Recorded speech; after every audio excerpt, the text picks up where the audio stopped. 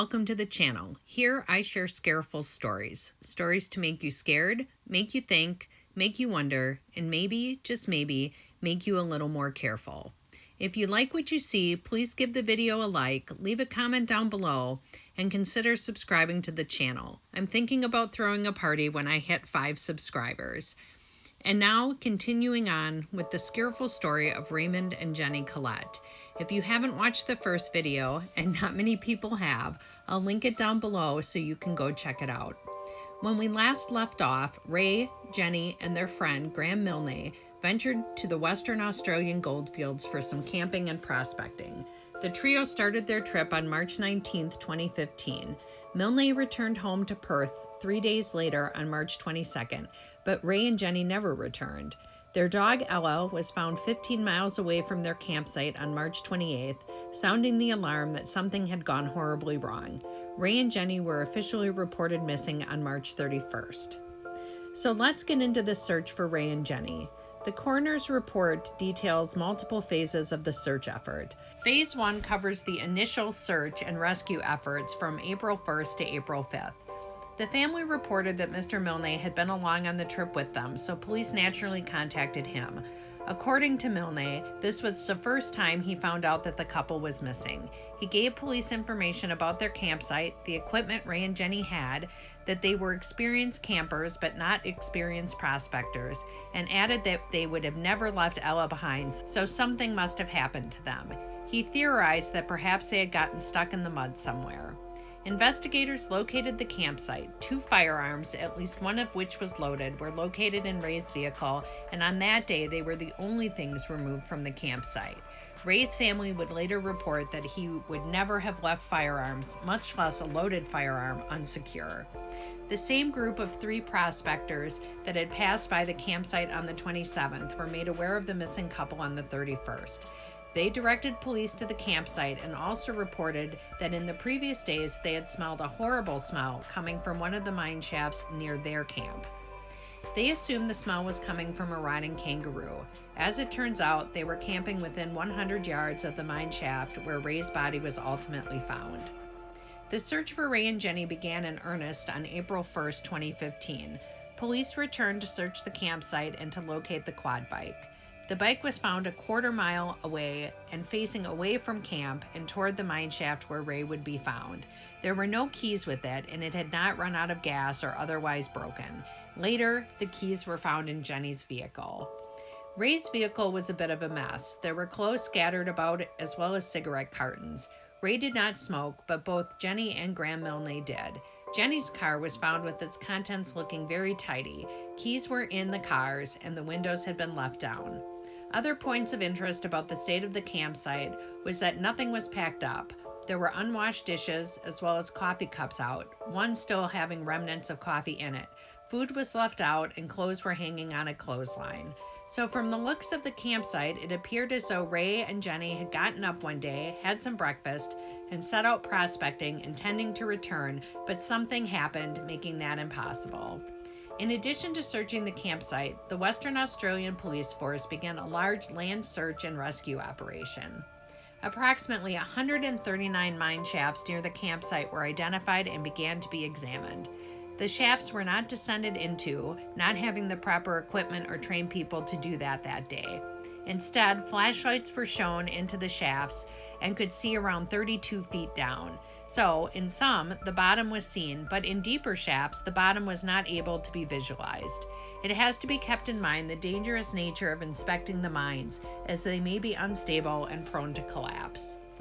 The shaft that had been reported as having a horrible smell coming from it was examined. That particular shaft had 2 entrances. Each were looked at. The shaft was too deep to see the bottom. The officers could detect a foul smell, and one also noted that there was a dead kangaroo near one of the entrances to the mine shaft, and so they thought the smell was coming from that. Searches continued through April 5th, with the primary purpose being finding Ray and Jennie alive. By April 6th, the searchers moved into Phase 2 and were focused more on recovery, given average timeframes for survival. The search area was extended, and searches continued through April 12th. The searches in phases 1 and 2 were extensive and became the most expensive search in Western Australian history. The ground searches covered nearly 3,000 acres, and the air search covered 240 square miles. There were walking searches, searchers on horses, helicopters, fixed-wing aircraft, aircraft with infrared. Obviously, there was a lot of focus on the mine shafts, and attempts were made to clear all of the shafts by having harnessed searchers lean over the entrances and use high-powered torches and luminescent sticks to visualize the bottoms. As shafts were cleared, they were tagged as having been searched. Notably, the shaft Ray was found in was cleared and tagged without his body being discovered. Even Ella was returned to the campsite to see if she would be able to help police determine where Ray and Jennie were. Mr. Milne was also brought back to the site and asked to aid police in the search. The police say they asked Milne to take them to each area he had been with Ray and Jennie. Milne claimed that Jennie never went out with him and Ray, as she wanted to stay within visual distance of the camp. He also never mentioned going down into any mines or even having plans to do so. Put a pin in those things because we already know Milne had been teaching Ray and Jennie to rappel. In addition to that, Jennie's diary found at the campsite contains entries expressing her hopes to go into what she calls the first hole, making it clear that she and Ray thought part of the trip would involve descending into mine shafts. A little later on, we'll discuss evidence that Milne, Ray, and Jennie did indeed go out together and well past being inside of the camp. Milne also claims that his understanding of what the police wanted was for him to show them the $3 million patch area and not every place he and Ray had gone. Which what? If your friends were missing and the police asked you to show them the $3 million patch, wouldn't you still volunteer, okay, but here's this other patch that we also went to, and we also went here and here and here. Or, I know they wanted to try out these other spots, and here are those. Holding back information brings into question Milne's true motives. The areas Milne showed the police were in the opposite direction of the mine Ray's body would be found in. While aiding the police, Milne camped near the command post, and the police considered his reactions to the news regarding Ray and Jennie to be appropriate. When told that it was unlikely the couple would be found alive, he appeared worried and upset. By April 8th, searchers arrived who were trained and equipped to descend into the shafts. The enormity of this effort cannot be understated. When dealing with mine shafts, especially some 100 years old, safety is always an issue. And it's not only the risk that the shaft may collapse, but also risk of there being poisonous fumes contained at the bottom. One of the mines had so much water in it that it had to be searched by water police. In total, 39 shafts were cleared during Phase 2. On Wednesday, April 8, 2015, a media outlet asked if they could film searchers descending down into a mine shaft. The search teams agreed and randomly selected one of the shafts. Purely by chance, they selected the shaft where a week prior, a police officer and other prospectors had detected a strong odor. The shaft and others nearby had all been flagged as being clear. As the searcher was lowered down the 4-story shaft, he got low enough to see the bottom, and that is when he saw a body off from the center of the shaft. At first, the body was not believed to be either Ray or Jennie due to decomposition. Soon, however, it was confirmed to be Ray's body. There was great concern how the body had been missed and questions as to if enough was done in response to the reports of a foul odor emanating from the shaft. What if searchers had been sent down into the shaft way back on March 31st? Certainly, Ray would not have been found alive, but the entire trajectory of the search effort for Jennie would have shifted. How was the mine cleared without Ray's body having been found? The depth of the shaft, along with the shape at the bottom, made it hard to visualize the bottom. The mine shaft is described as having a bulb shape at the bottom, so it spread out. Picture like a wine decanter with the big bulb at the bottom and then a narrow way up. So it spreads out at the bottom, allowing anything not right in the center to be hard to see until you are far enough down the shaft to see into the bulb portion. Ray's head was first to be seen with his body lying face up and off to the side. Also, due to the state of Ray's body when it was found, a definitive cause of death has never been found. Would finding the body earlier have helped answer the question of what exactly happened to him? This question was dealt with at the coroner's inquest, and it is thought that although obviously finding Ray earlier would have been better for the investigation and certainly better for the families, his body would still have been decomposed to the point that the autopsy findings would have been the same. Presumably, something happened to Ray and Jennie as early as March 20th, and definitely by March 22nd. The earliest Ray's body could have been found was 10 or more days later on March 31st. So let's talk about some of the findings from the coroner's inquest. At the bottom of the mine shaft was a cone-shaped mound of dirt and debris. That would form from things falling down the shaft opening and from the decaying sides. Ray's body was lying on its back at the edge of the pile with his feet furthest away from the opening. This position led some to believe that Ray fell into the shaft feet first, hitting the debris pile and sliding down it. Others took note that his legs were found shoulder-width apart and think that that may indicate someone dragged him by the ankles into the position he was found in. He was found wearing dark-colored pants and work boots, but with no shirt. A pair of gloves was found in his pockets, a rusty metal can was found near his shoulder, and a water bottle was in between his legs. A red gas can with the top cut open was found in a corner of the shaft. Both the rusty metal can and gas can appeared to predate Ray being in the shaft. The water bottle was part of Ray and Jennie's camping gear. Notably, no prospecting equipment was found, including no equipment to get down and back out of the mine. A forensic anthropologist determined that Ray's body decomposed where it was found, as indicated by what is referred to as a decomposition halo being found around his body. Post-mortem examinations found that Ray had suffered injuries to the left side of his face, neck, and back. He had a broken cheekbone, including his eye socket, broken ribs, and most interestingly, a broken hyoid bone, something normally found in hangings and strangulations, not falls down mine shafts. There was testimony at the inquest that although not common, a break to the hyoid bone could occur as a result of the head hyperextending during a fall from a high distance. So maybe when he was falling, his neck fell way back, in which case that could cause the hyoid bone to break, or certainly if he were falling down the shaft, his neck moving and then hitting other objects on his way down could break the bone. They did make a point to say that that would be fairly uncommon injury from a fall. Ray also had severely broken fingers on his right hand, with some of the bones being not just broken but shattered. 3 of his fingertips were missing, but the rest of the hand bones were recovered. The doctor attributed the injuries to blunt force trauma, but explained that it could have happened by his body impacting parts of the shaft as he fell down it.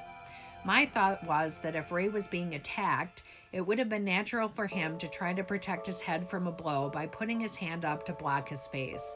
If the blow was coming to his left side, he may have reached his right arm and hand up across his body, palm facing out, to try to stop the blow. The weapon impacting his fingers and palm so directly could be what caused the severe breaks. Interestingly, despite the broken cheekbone, Ray had no damage to his teeth or jaw. There was also no injury to his arms, legs, wrists, or feet. You would think that had he fallen down the shaft feet first as suggested, the impact of him hitting the bottom would have caused some injury to his feet or his legs. The testimony at the inquest suggested the impact of his body at the bottom could have been lessened by the narrowness of the shaft and his body being slowed by impacting the sides. That may explain how his feet and legs were not broken. The official finding of the inquest, however, is that Ray did not fall feet first down the shaft, determining that either his lower body would have suffered fractures given the impact of hitting the body, or had his fall been slowed by hitting parts of the shaft on the way down, far more injuries to the other parts of his body would have been found. Beyond the body, Ray's boots were examined. There was blood on both boots, including a spot on the top of the left boot and blood found on the sole and up into the lugs on the bottom. DNA testing showed that the blood was Ray's. The spot on the top of the boot was determined to have come from a drop falling when Ray was most likely standing. It is unknown when this blood got on the boot. According to Mr. Milne, Ray never bled while on the trip. The blood found on the sole and up into the lugs of the boot was determined to have come from Ray at some point standing in a pool of his own blood. Additionally, the cause of that bleeding quickly incapacitated him. Had he been able to walk around to any extent, the dirt that was literally everywhere in this area would have helped to remove the blood from the soles of the shoes. Ray accidentally falling down the mine and coming to rest where he did does not fit with him standing in a pool of his own blood. Is it possible Ray did fall down the shaft, perhaps was able to sit up, bending his knees up, leaning forward, his nose or mouth bleeding from his facial injuries, and then trying to stand? He plants his left foot into the pool of blood, maybe even does briefly manage to stand before falling back again, succumbing to his injuries. Had his fingertips been sheared off during the fall and that produced the bleeding, and then he was able to briefly stand before fainting from blood loss and ultimately dying? Or was he attacked? Ray's blood was also found on the gas can found down in the mine with him. The can appeared to have been in the mine longer than Ray's body, as it was covered in dust and was also found towards the back of the bottom of the shaft. Amazingly, it was over 9 feet away from his body and also on the other side of the kind of mound of debris that he was found on, and that's right under the entry of the shaft. So if his body is on one side of this kind of cone pile of debris, the can is 9 feet away from him and on the other side of that debris pile. How did the blood come to be on that gas can? And that is still unknown. An accidental fall does not fit with his blood getting on an object almost 10 feet away from where his body was found, unless he was able to fall and then move around considerably before dying. Interestingly, there was no blood found on the water bottle, which was found right in between Ray's legs. His DNA, along with Jennie's and Milne's, was found on the spout, which isn't surprising as they all shared the same bottle. Because it was closer to the center of the shaft, could rain that happened in the days between when Ray and Jennie went missing and when he was found, could rain have hit that enough to, say, wash the blood off of it? That seems really unlikely to me that there would be enough rain coming down there for that to happen, but I guess I don't really have any good pictures of what it looked like and where it was exactly in relation to the opening of the mine, but it does state in the coroner's inquest that part of the reason why they think it wasn't as dusty as everything else was because rain had hit it. So I guess, who knows? A bigger DNA find came from cigarette butts found about 10 feet away from the opening of the mine shaft. And this was up at the top, so up above, where you'd go into the mine. 10 feet away, they found 3 cigarette butts and tested them for DNA. 2 had Jennie's DNA and 1 had Milne's. This places Ray, Jennie, and Milne all at the shaft.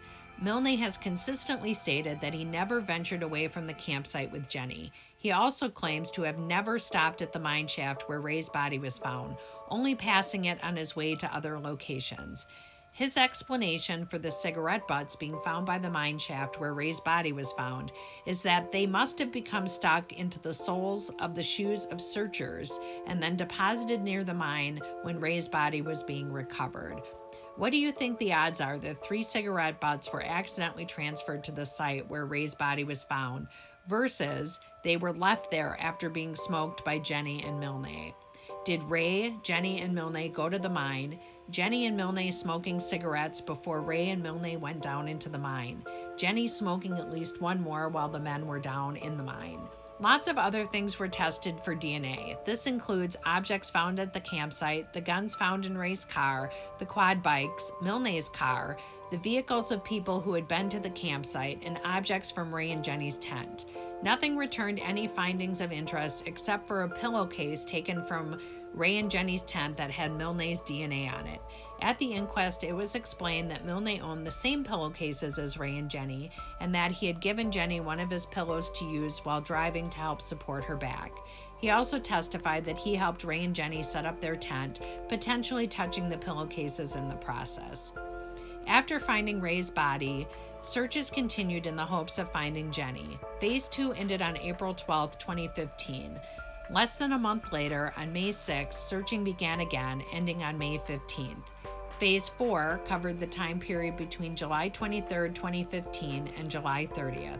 The searches included land searches and inspection of 160 mine locations. Also in 2015, Milne's residence was searched. If anything of interest was found, it has not been made public.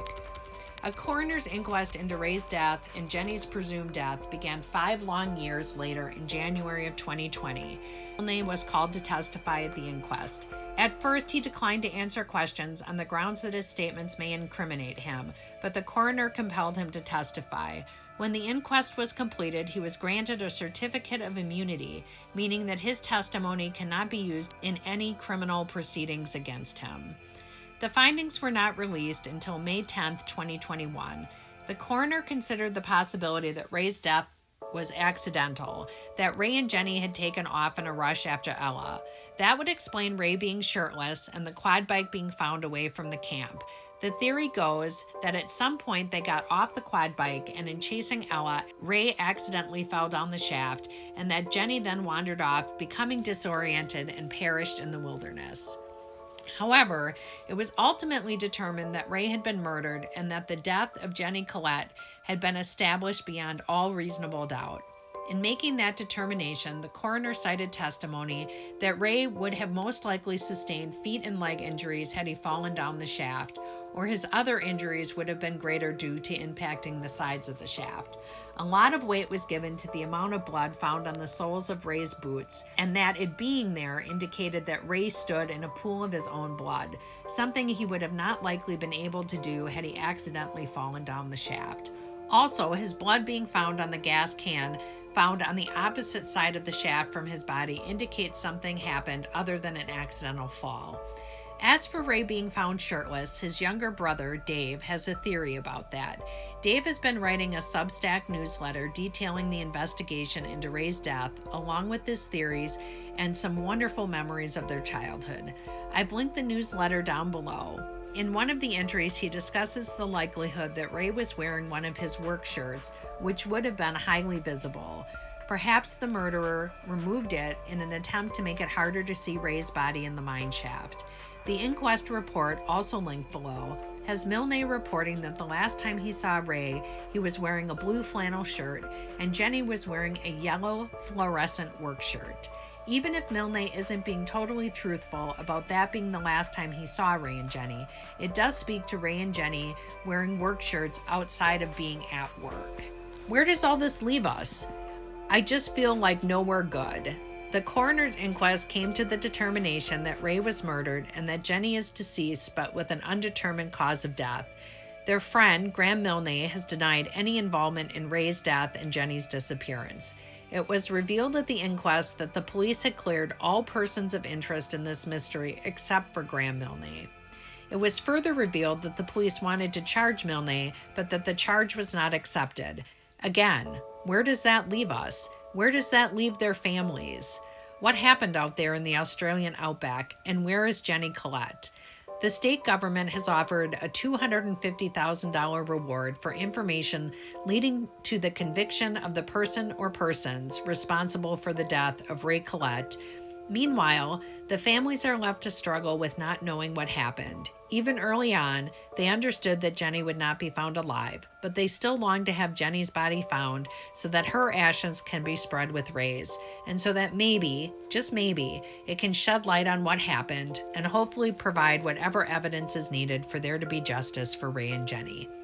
Please let me know your thoughts and theories below. I just have so many questions with this one, you guys, and I can't figure it all out in my head. So thanks for listening, and as always, stay safe and stay careful.